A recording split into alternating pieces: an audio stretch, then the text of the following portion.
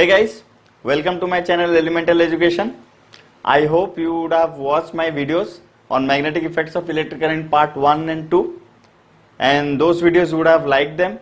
If you haven't watched that, please go to my channel in YouTube Elemental Education, search for the playlist of magnetic effects of electric current. I have uploaded electricity chapter full videos. There are almost 5 or 6 videos, and I have already uploaded 2 videos of magnetic effects of electricity. Now this is the third video we will be studying. So please guys, go to my channel, subscribe it. If you haven't subscribed, please hit the bell icon. Whenever I am uploading any new videos, you will be getting the notification at the same instant. And moreover, share with everybody, your friends, relatives, whoever are there. It will be beneficial for them. And please do comment if you like any other content, or else even if you want to give a feedback, please do give the feedback in my comment section. Now let's begin our video, and before that, one more update I forgot to tell you. Please join my Telegram channel. The link will be given in the description. Videos I'll be uploading, I'll be updating in my Telegram channel as well. Let's begin our video. The contents of our today's video will be: what is magnetism in human beings? What is an MRI? Then how a force is exhibited on a current carrying conductor? What is Fleming's left hand rule? And how a DC motor works. So if you remember, in my previous video I have told you how a current carrying conductor behaves like a magnet, or how a magnetic field is been created in a current carrying conductor, and those 3 types: solenoid, straight line and a circular conductor. Those applications are in today's video. So I request you again, if you haven't watched my videos, please go and watch my first and second videos of magnetism. It will be beneficial for you to understand today's video. So today's video will understand what is magnetism in human beings. So guys, I hope you would be knowing that our body blood contains RBC and WBC. In biology, you might have studied RBC and WBC is there. So what makes RBC red? That is the presence of hemoglobin. Now then again we break it out. What is the content of a hemoglobin? That is iron, right? Similarly, we have other metals in our body as well, like sodium, we take it as table salt, sodium, magnesium, manganese, and iron, phosphorus. So many constituents are in our blood. So we have ions also. These are atoms, so we have ions. I am not explaining you what is an ion. There are 2 kinds of ion: positive ion and negative ions. Similarly, in our blood there are ions of these metals. These ions behave like conductor of electricity. They work as a conductor of electricity. How? See how our body functions. In our body, our heart is the source of power, because it pumps the blood to all our organs. Similarly, our brain is the administrative department of our body. It decides what to do, when to do, which one to pick, which one to leave. So all these functions has been carried out by our brain. How these things appears? And our eye see a object, our nose smells something. So all these things, we know we have nerves, right? In our body we have nerves. So these nerves act as a wire. These nerves act as wire. So what they carry? These nerves carry the signal, that electromagnetic signal, right? Electromagnetic signal they carry. So suppose there is a mosquito bite in our hand. How we know and hit the mosquito? This signal has been sent to our brain. Then the brain processes it. What has been done? Which part of our hand has been affected? Then it matches to our all the past records. We already know it's a mosquito bite. So when it matches with that, then it sends a signal to our second hand.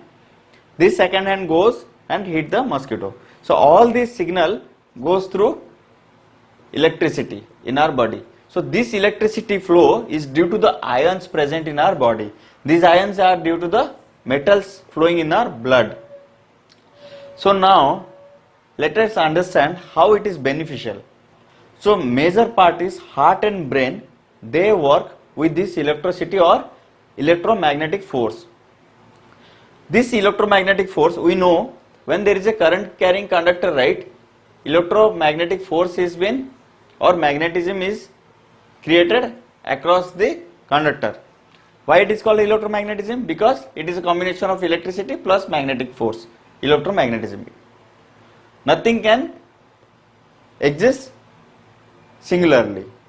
It cannot exist alone. The electricity, if it cannot exist alone, it has to produce magnetic field across it if it is carrying in a conductor. Similarly, the nervous system or our blood cells, thin arteries and veins are there, right? Blood is flowing through it. So all these ions are flowing. So these acts like a electrons. These ions act like electrons. So these negative charges, ions are flowing across it. This makes electromagnetic force to be created in our body.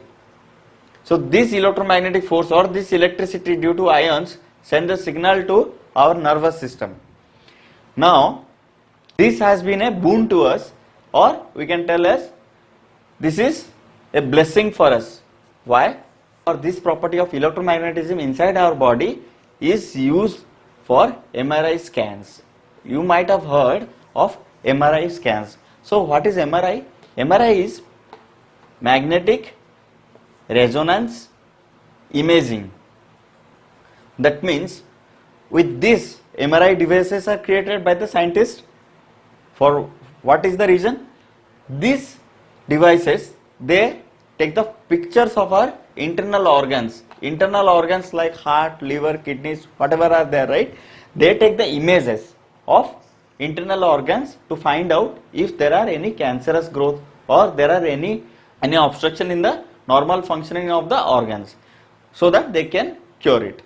So MRI is the effect of electromagnetism of our body due to presence of ions or presence of charged particles of the metals. This is what we have studied, magnetism, how magnetism is there or electricity flow is there, how our body works, how the organs work, how the brain gets a signal about what's happening in our body when we are feeling hungry, when we are feeling thirsty, what to eat, where to see, what to look for, what, everything is been controlled by the electricity flow. Although it is very minimal, it is less than 0.02 volt or something like that. Sometimes you might have felt like somewhere you are feeling the electric shock suddenly if you turn. So if it is very sensitive somewhere, then we can feel the electricity flow. So these are the uses of electromagnetic force inside our body to find out what is the disease present in our internal organs. So that is known as magnetic resonance imaging, MRI. So guys, let's move for our second topic, force on a current carrying conductor. So we have seen in our previous video how a force is exhibited in a current carrying conductor. See, if this is a current carrying conductor AB, okay, the current is from A to B. This is the direction of current. So what we have understood in our right hand thumb rule, so the direction of magnetism produced or the direction of magnetic field is always this side. When the current carrying conductor is, the current is flowing from A to B, the direction of magnetism is from in the anti-clockwise direction, right hand thumb rule. See, the direction of magnetism will be from this side to this side if it is the current flowing conductor. Now think of a scenario, so this is north and this is south, okay. So think of a scenario, if I am placing this current carrying conductor in a another magnetic field. If this is a permanent magnet, okay, this is a permanent magnet of north This is a permanent magnet of south pole. If I am placing this is a electromagnet now. Now if I am placing this in the field of another magnet, this is a field, right? North to south it will go. So what will happen? We know magnets have the property that like poles will deflect each other or repel each other. Unlike poles will attract each other. Now if this is north and this is north, it will deflect, right? If this is south and this is south, it will deflect. Now it will turn. It will turn. So this turning exhibits a force. The turning is due to a force, or we can tell it's a magnetic force. Magnetic force. This force is the topic for discussion today. Force on a current carrying conductor. So where this force comes?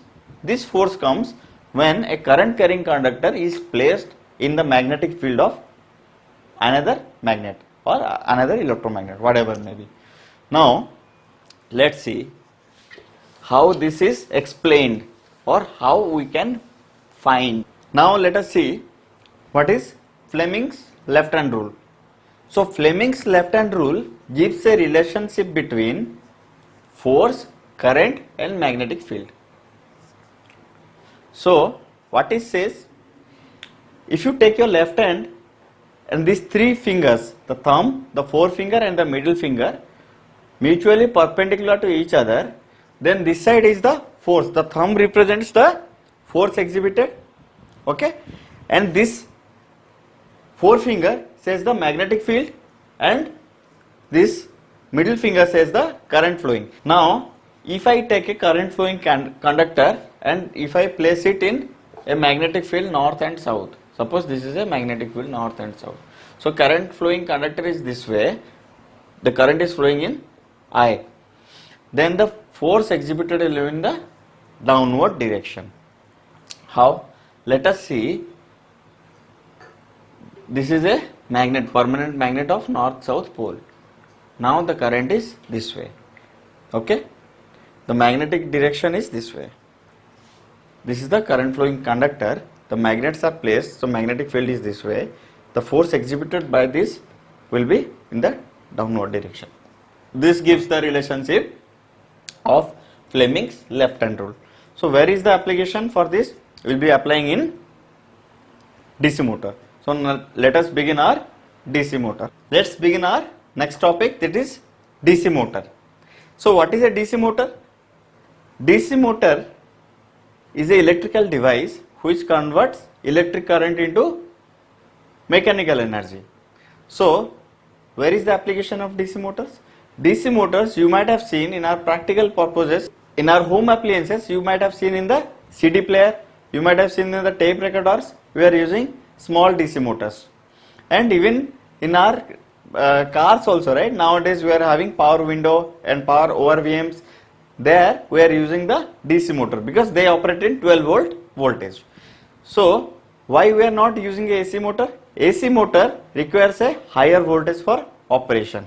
Even though, because see, AC motors we can have in 6 volt and 12 volt, but we don't have a supply of 12 volt or 6 volt AC. DC is easy to generate because we can use batteries for DC. We can store the DC current, we cannot store the AC current. That is why DC motors are always used in smaller appliances. Now let us see what a DC motor is made up of. Guys, if you see in your class exams or in your CBSE board exams, if you have been asked for a DC motor construction and working, it will constitute for a long question. It will be almost for 5 to 10 marks. So how you will approach those kind of questions? You first have to go write the intro or introduction. What is a DC motor? Whatever I have told you, right? Please put 1 or 2 lines about that. Then you go for construction. Then you go for working, or then you go for conclusion. And a neat diagram is necessary. So for sure you will be getting full marks. Remember this thing. Watch my video completely. If you understand, if you are starting for this directly, please go watch my first video on magnetism and second video on magnetism, and all the other contents please go take the note, watch it continuously until you understand, then you go for DC motor. From here onwards, the chapters will be little tricky. Although it is easy, but it will be tricky. I am covering maximum things so that it will be easier for you. Once you watch my video, it will be easier for you to write any exam. So how to approach this way? See, first thing we have to see what is the construction of a DC motor. Construction of a DC motor constitutes of permanent magnets having north and south pole. These are permanent magnets. Now this is a coil ABCD. ABCD is a coil. Although in practical DC motors we don't have single turn of coil. For our easier purpose of understanding, you are taking single turn of the coil in a DC motor. But in practical purpose, when you increase the number of turns in a coil, right, then the RPM also increases. So this is called as split rings. Remember, this is called as split rings, not slip rings. Slip rings are for AC motor and generator. This is a voltage source. I will tell you the purpose of a split ring later on this video. Now this is a simpler construction of our DC motor. So here, working of the DC motor, first we have to apply Fleming's left hand rule. So Fleming's left hand rule says, this is our magnetic field. Magnetic field direction is from north to south. See, if I take, this is my coil, this is A and this is B. You can note I have written A and this is B. Now this is D, not B, D. A and D. See, this is coil A, part A. If there is a magnetic force from north to south, that means magnetic force is in the direction of this marker. Magnetic force is in the direction of this marker from north to south, and there is a current flow in the direction of A, that is inside the board. The current is flowing inside the board. Then how the force will be exerted? How the force will be exerted? Force will be in the downward direction. See, force is always in the downward direction. If the magnetic field is in the left to right, current is in this direction inside the board, the force is always in the downward direction. So having understanding this, let's move to our next point. If the current flows from A to B, the current flowing from A to B, it experiences a force in the downward direction due to Fleming's left hand rule.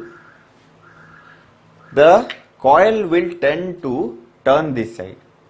Now similar force is exerted on this side of the coil. From C to D the current is flowing. So similar force in the upward direction, this is in the downward direction. So it gets force from both sides. One in the downward direction, one in the upward direction. Like this, one is in the downward direction, one is in the upward direction. So the force will be in the rotation will be in the anti-clockwise. The rotation is in the anti-clockwise direction. So when it reaches till here, the midpoint, what happens?